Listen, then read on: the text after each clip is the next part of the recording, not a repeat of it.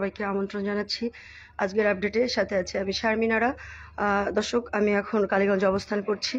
আপনারা ইতিপূর্বেই সকলেই জানেন, তারপরও আবারও আপনাদের অবগতির জন্য জানাচ্ছি। কালীগঞ্জের সম্মানিত সংসদ সদস্য ও আনোয়ারুল আজিম আনার, বারবার নির্বাচিত, তিনবার নির্বাচিত সংসদ সদস্য, জনপ্রিয় নেতা, যিনি হত্যা করা হয়েছে, যাকে নির্মমভাবে নৃশংসভাবে কলকাতায় তিনি চিকিৎসা করতে গিয়েছিলেন কিন্তু তিনি আর ফেরেননি বাংলাদেশে। তো সারা বাংলাদেশ সহ দেশের বাইরেও চাঞ্চল্যকর এই হত্যাকাণ্ডের যে ঘটনা ঘটেছে, সেই ঘটনাকে আমরা দুঃখ প্রকাশ করছি, দুঃখ জানাচ্ছি, নিন্দা জানাচ্ছি। এরকম ঘটনা যেন আর কারো জীবনে না ঘটে। তো আমরা এখন এসেছি এই ব্যাপারেই আমাদের সম্মানিত কালীগঞ্জের সাধারণ সম্পাদক আওয়ামী লীগের মোহাম্মদ আয়ুব হোসেনের কাছে।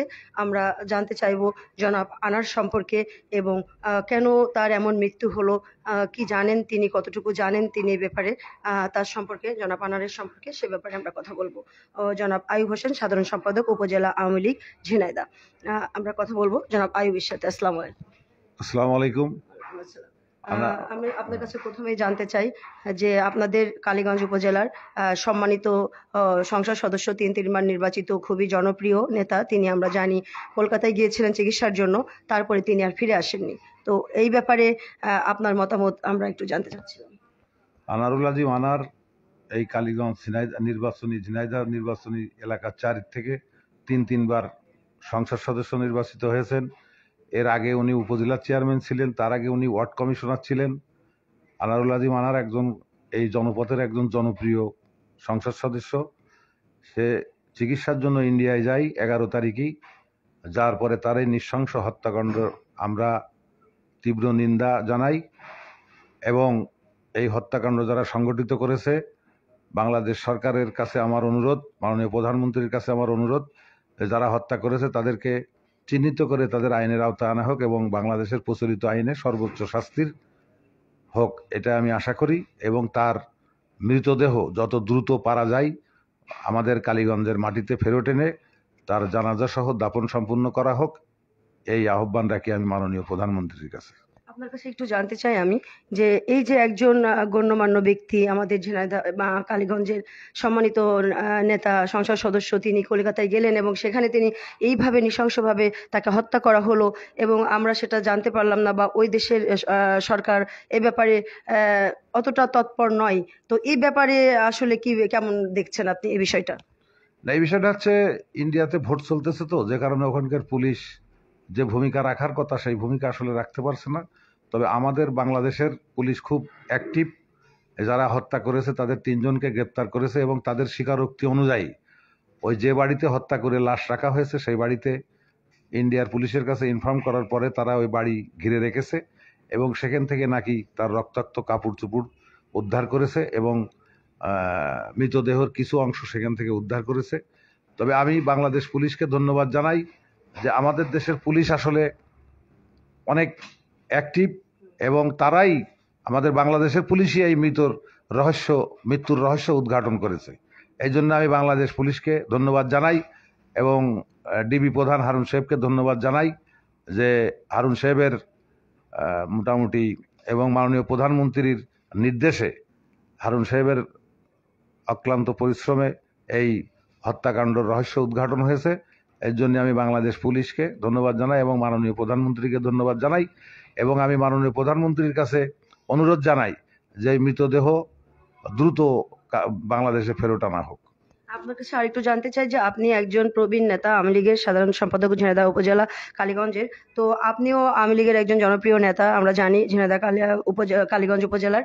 তো আনার সাহেবও একই রাজনীতির সাথে আপনারা একসাথেই সম্পৃক্ত। তো তিনি কেমন মানুষ ছিলেন আপনার জানা মতো? তার জীবন দশায় তাকে কেমন দেখেছেন? না, নিঃসন্দেহে সে ভালো লোক ছিল। সে ফুটবল খেলতো, ক্রিকেট খেলতো, সে কমিশনার ছিল, সে দীর্ঘদিন রাজনীতির সাথে তার সম্পৃক্ততা আছে এবং নিশ্চয়ই তার জনপ্রিয়তা আছে এবং কালীগঞ্জের দলমত নির্বিশেষে সকল শ্রেণী পেশার মানুষ তাকে ভালোবাসে। সে হাস্য উজ্জ্বল এবং সে মোটরসাইকেলে ঘুরে বেড়াতো, প্রতিটা এলাকার আনাচে কানাচে সে ঘুরে বেড়াতো। কালীগঞ্জের প্রত্যেকটা মানুষকে সে চিনত, তাকেও সবাই চিনত। তো যদি বলতেন যে তাকে যে মারা হলো, আমরা যাদের নাম শুনতে পাচ্ছি, এদের সাথে তার কি সম্পর্ক ছিল আপনারা কতটুকু জানেন? এবং আমরা জানতে পারছি এর সাথে একজন নারীর নাম আসছে, তো এই ব্যাপারে আপনি কতটুকু জানেন? না, আসলে আনাস সাহেব ইন্ডিয়ায় যেদিন যাই সেদিন ফেসবুকের মাধ্যমে আমি দেখি যে উনি ভ্যানে যাচ্ছে, একটা ভ্যানে বাংলাদেশের জাতীয় পতাকা, উনি বাম পাশে বসে আছে, ডান পাশে ভ্যানওয়ালা চালায়ে তার বর্ডার ক্রস করায় দিচ্ছে। এইটুকুই আমরা ফেসবুকের মাধ্যমে দেখছি। তারপর থেকে আমার কাছে কোনো তথ্য নেই। তথ্য যা কিছু পাইছি সেটা মিডিয়ার মাধ্যমে, মানে পেপার পত্রিকা এবং টিভির মাধ্যমে যেটুকু শুনছি যে সে মার্ডার হয়েছে, তাকে হত্যা করা হয়েছে এবং খুনি 3জন বাংলাদেশে ধরা পড়েছে এবং এই খুনের মাস্টার মাইন্ড একজন ব্যক্তি, তার পরিকল্পনায় এই মার্ডারটা হয়েছে। তাদেরকে আমি কাউকে চিনি না এবং এই পেপার পত্রিকার মাধ্যমে আমি যেটুকু জানছি এইটুকুই আর কি। রাজনৈতিক দলের বাইরে কি তার কোনো ব্যবসা বাণিজ্য ছিল কিনা জানেন? সেটা বলতে পারবো না। তার ব্যবসা বাণিজ্য কালীগঞ্জে যেগুলো দেখা যায়, তার ভুসিমালের ব্যবসা আছে, তার ট্রাকের ব্যবসা আছে, তার মাছের ব্যবসা আছে, তার তেল পাম্প আছে, তার বিভিন্ন ব্যবসা বাণিজ্য আছে। আমরা জানতে পেরেছি গোয়েন্দা বিভাগের মাধ্যমে যে তার সোনার যে ব্যবসা আছে, এই ব্যবসার কারণেই মূলত নাকি লেনদেনের ব্যাপারেই তিনি খুন হয়েছেন। এই ব্যাপারে আসলে আপনার মতামত কি? না, এইটা আসলে সে কি ব্যবসা করতো, যদি গোপনে কোনো ব্যবসা থেকে থাকে এটা তো আমরা জানি না। এটা গোয়েন্দা সংস্থার লোক তদন্ত করে এর কথা বলবে, আমরা এই ব্যাপারে কিছু জানিও না, বলতেও পারবো না। তিনি যে ভারতে গেলেন, তো তার মূলত কি অসুখের জন্য তিনি প্রায়ই ভারতে যেতেন বলে আপনারা কি জানেন? সমস্যা ছিল, রোগ ছিল, অসুস্থ ছিল, যে কারণে সে ডাক্তার দেখাতে ভারতে, সে এর আগেও অনেকবার গেছে ভারতে ডাক্তার দেখানোর জন্য।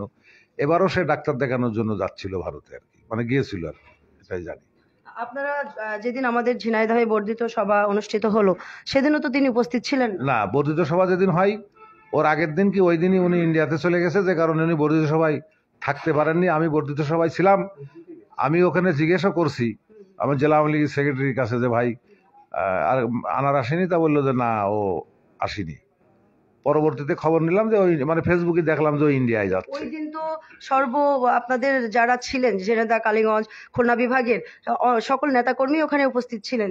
তো উনাকে না দেখতে পেয়ে কোনো প্রশ্ন উঠেছিল কিনা? না, ওনাকে না দেখে কোনো প্রশ্ন ওঠেনি। কারণ হচ্ছে উনি এর আগেও কয়েকটা মিটিং হয়েছে, সেই সব মিটিংয়ে উনি যাননি, যে কারণে কোনো প্রশ্ন উঠেনি আর কি।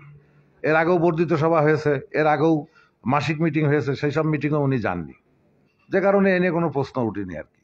আচ্ছা, সর্বোপরি আপনি কলকাতার যে সরকার আছে তাদের কাছে কি বলতে চান? কারণ যেহেতু আপনারা আপনাদের প্রিয় নেতার লাশটা এখনো পাননি, আমরা জানতে পেরেছি গোয়েন্দা বিভাগের মাধ্যমে যে লাশ টুকরো টুকরো করে কেটে ফেলা হয়েছে। তো সর্বশেষ পর্যন্ত কয় টুকরো লাশ পাওয়া গেছে বলে আপনি জানেন, বা আপডেট কোনো কিছু জানেন কিনা, এবং কলকাতার সরকারের উদ্দেশ্যে কি বলতে চান? আসলে আমরা তো কলকাতায় নেই, আমরা তো কালীগঞ্জে। যা কিছু শুনছি সব মিডিয়ার মাধ্যমে, আপনাদের মিডিয়ার মাধ্যমে জানছি, পেপারে দেখছি, টিভিতে দেখছি, এই খবরই খবর। তাছাড়া আমি তো কলকাতায় নেই এবং কারোর সাথে আমার কলকাতায় যোগাযোগও হয়নি।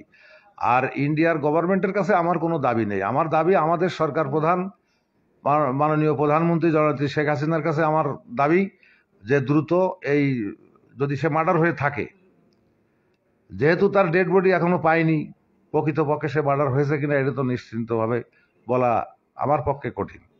যে তার যদি সে মার্ডার হয়ে থাকে, তার ডেড বডি দ্রুত বাংলাদেশে এনে দাফন করার ব্যবস্থা করা হবে এবং খুনিদের দৃষ্টান্তমূলক শাস্তির ব্যবস্থা করবেন, এটা আমি মাননীয় প্রধানমন্ত্রী জননেত্রী শেখ হাসিনার কাছে আশা রাখি আর কি। ধন্যবাদ আপনাকে, অসংখ্য ধন্যবাদ। দর্শক, কথা বলছিলাম সম্মানিত নেতা, আমাদের ঝিনাইদহ উপজেলার সাধারণ সম্পাদক, দুঃখিত, কালীগঞ্জ উপজেলার আওয়ামী লীগের সাধারণ সম্পাদক মোহাম্মদ আয়ুব হোসেন খানের সাথে কথা বলছিলাম। আনার সাহেবের মৃত্যু নিয়ে আমরা তার কাছ থেকে কিছু তথ্য নেওয়ার চেষ্টা করছিলাম। তিনি যেমনটি জানাচ্ছিলেন যে তিনি এই ব্যাপারে মিডিয়ার মাধ্যমেই শুনছেন, তাছাড়া তিনি কিছুই জানেন না। তার সাথে যেদিন আমাদের ঝিনাইদহে বর্ধিত সভা অনুষ্ঠিত হয় সেদিনও তিনি উপস্থিত ছিলেন না এবং তাকে তারা দেখতে পাননি। তারাও জানেন যে তিনি কলকাতায় গেছেন ডাক্তার দেখাতে, প্রায়ই তিনি ডাক্তার দেখাতে কলকাতায় যান, তিনি অসুস্থ থাকেন, যে কারণে তিনি সেখানে যান। তো এমনটি আয়ুব সাহেব জানাচ্ছিলেন আমাদেরকে। এই ছিল আমাদের ঝিনাইদহ কালীগঞ্জ উপজেলার যিনি সংসদ সদস্য, বারবার নির্বাচিত, তিনবার নির্বাচিত জনপ্রিয় নেতা, সংসদ সদস্য, তার মৃত্যু নিয়ে সর্বশেষ আপডেট খবর আমি আয়ুব হোসেনের চেম্বারের যে অফিস আছে সেখান থেকে আপনাদের মাঝে মাঝে প্রচার করার চেষ্টা করলাম, তথ্য দেওয়ার চেষ্টা করলাম। পরবর্তীতে অন্য কোথাও অন্য কোনো আপডেট নিয়ে আপনাদের সাথে যুক্ত থাকবো।